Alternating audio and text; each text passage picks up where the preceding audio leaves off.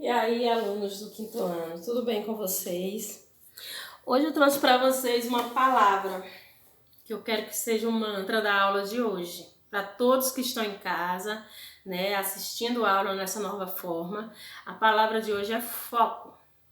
A gente precisa focar no estudo, focar no nosso desempenho, focar no objetivo da aula de hoje, que é a aprendizagem. Eu sempre digo para vocês em conversas na sala que a aprendizagem ela extrapola os muros de uma sala de aula, os muros de uma escola, os muros de uma casa. Então não existe o ambiente propício para a aprendizagem. Existe a vontade de aprender, né? Eu estou dizendo, batendo nessa tecla sempre e dizendo que essa nossa nova forma de aprendizagem dará muito certo a partir do momento que todos estiverem dispostos a se doarem para a aprendizagem. Então, eu não quero ninguém, principalmente o quinto ano, que vai dar um passo para o futuro, no próximo ano, mas a gente não pode esperar que tudo isso passe para a gente retomar nossa aprendizagem.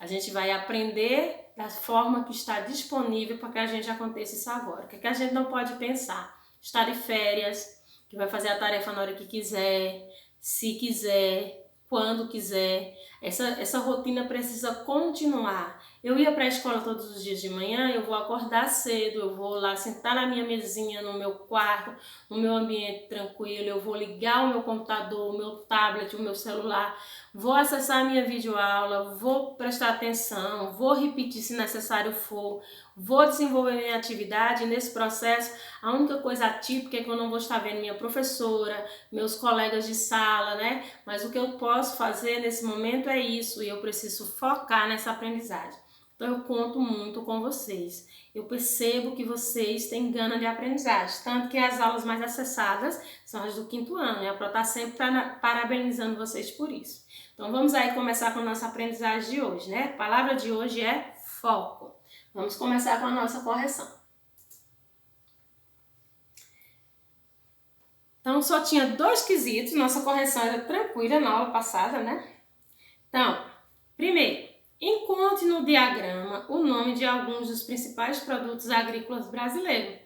Então a Pro circulou aí para que vocês vejam a palavra cana-de-açúcar, laranja, mandioca, milho, tomate, feijão e batata. No 2 diz, pinte os quadrinhos com a cor correspondente ao tipo de agricultura. A gente descobriu que existe a policultura, que é o cultivo de diversos tipos de, digamos assim, de produtos, né? Monocultura, que é um tipo só de cultivo, só escolhe um produto para fazer as plantações. Tem a agricultura familiar, que é desenvolvida pelo agricultor e sua família com produtos simples. E tem o agronegócio, que é aquele que foca na monocultura, né? Que todas as etapas desse processo é acompanhado por profissionais. Então, nada lá é amador, é máquinas muito modernas, são pessoas especializadas naqueles setores. Então, existe uma diferença. A policultura é desenvolvida pela agricultura familiar e a monocultura é desenvolvida pelo agronegócio. Então, vamos lá. Se for referente à policultura, a gente vai pintar o quadradinho de azul. Se for monocultura, de vermelho. Se for agricultura familiar, de amarelo. E se for o agronegócio, de verde. Então, eu coloquei aí só o nome embaixo. É o primeiro quadrado, a gente vai pintar de vermelho, que diz: os agricultores plantam só um tipo de produto. Isso é monocultura, né? O outro é laranja, que eu sou amarelo, mas é laranja. O trabalho é feito pelo agricultor e sua família em pequenas propriedades. Então, esse é um trabalho da agricultura familiar. Os agricultores plantam vários tipos de produtos na mesma propriedade. Isso é azul, é uma policultura. Os produtos são vendidos com as indústrias nacionais e para outros países. Verde, isso é o agronegócio. Usam os instrumentos simples. Acho que não está dando para ver aí em vocês, mas usa os instrumentos simples é de laranja. Isso é agricultura familiar.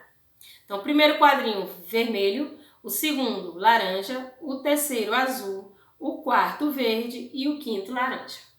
Coloquem a data da correção Então, o quinto ano agora vai pegar o livro de ciência e vai abrir na página 511.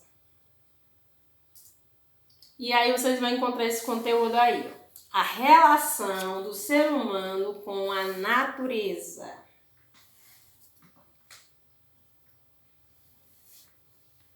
Em todas as regiões da Terra, encontramos interferência dos seres humanos na natureza. Que interferências são essas? Construções de pontes, de estradas, de moradia. Qualquer que seja a ação humana, em um ambiente natural, a primeira mudança é a derrubada da vegetação da agricultura. É fato. A primeira ação que o ser humano sempre faz para mudar aquele ambiente sempre é a derrubada de árvores, da vegetação, que pode ser para a agricultura, para a criação de pastagens, para a abertura de estradas, para as construções de vila, de cidades, de pontos e de aeroportos. Então, a primeira coisa que ele vai fazer nesse processo é derrubar a vegetação, quer dizer, derrubar as árvores. Daí existem outras interferências que eles vão fazendo no processo, né? Ao longo do processo, o homem vai interferindo de outras formas, nesse ambiente, nessa natureza. Adubação com produtos químicos. Após a adubação, a terra modifica sua composição natural. Os produtos químicos usados em excessos se acumulam nos vegetais com efeitos desconhecidos à saúde humana. Então percebam aí na imagem, ó, que esse negocinho azul aí é adubo e que esse adubo pode ter benefício para o agricultor na questão de controlar, né, pragas, de que a lavoura seja mais produtiva. Mas esse produto, quando entra em contato com o solo, ele modifica a composição natural dele. E ao mesmo tempo, quando ele é usado em excesso, ele fica nos vegetais que eles estão produzindo, na plantação. E essa plantação que será ingerida pelo ser humano causa efeitos desconhecidos à saúde. Então, tudo precisa ser utilizado com muita responsabilidade quando a gente sabe, né, gente, que isso raramente é feito. Então, as pessoas, em função de pensar em lucros, raramente pensam na questão da saúde de quem vai consumir aqueles alimentos. Então, para que eles não tenham prejuízo na questão da quantidade ou na questão do controle de algum tipo de praga, eles acabam sempre, quase sempre, utilizando isso em excesso, que depois vai prejudicar o próprio solo e também vai prejudicar a saúde das pessoas que vão ingerir isso, porque aquilo que foi colocado em excesso vai ficar presente nos alimentos que vão ser ingeridos, né? Então, a adubação é outra forma de modificação que o ser humano faz à natureza. Outra aí, ó, os agrotóxicos, né? Inseticida e herbicidas são aplicados nas plantações para matar insetos e ervas daninhas. Esse veneno mata insetos que são comidos por aves, envenenando-as. A água da chuva leva os agrotóxicos para os rios, alterando o ambiente e matando as formas de vida. Então tá aí, ó. Aí uma aplicação de agrotóxico, principalmente no agronegócio, né? Lá no agronegócio, eles estão trabalhando com plantações imensas, estão trabalhando com uma produção calculada, porque o objetivo é a venda. Então, eles têm todo um processo aí de aplicar esses inseticidas e herbicidas com o intuito de controlar e matar os insetos que podem comer a plantação e até as próprias ervas daninhas, que são aquelas vegetações que nascem naturalmente, eles não têm condição de ficar aí, ó, arrancando as ervas daninhas dessa imensidão de lavoura. Eles usam também esses herbicidas para controlar as ervas daninhas. E esses venenos, né, matam os insetos, mas automaticamente esses insetos faziam parte da cadeia alimentar de algumas árvores que, ao comer os insetos que estão com veneno, também vão ficar envenenadas. Acontece ainda outro problema sério, que é quando chove, a água da chuva que lava aquela plantação, leva todos aqueles venenos, aqueles agrotóxicos para os rios, né? Matando também as vidas que estão presentes ali no rio.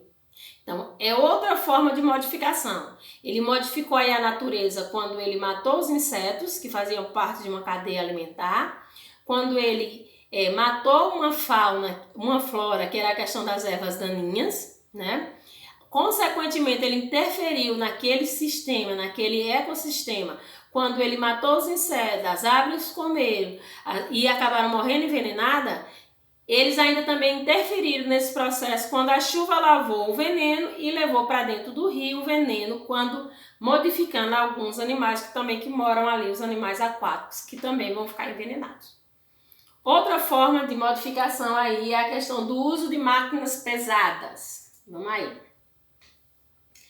A monocultura, que é a cultura de um só produto, são extensas áreas com cultivo de um mesmo vegetal. Todo o trabalho agrícola é mecanizado, né?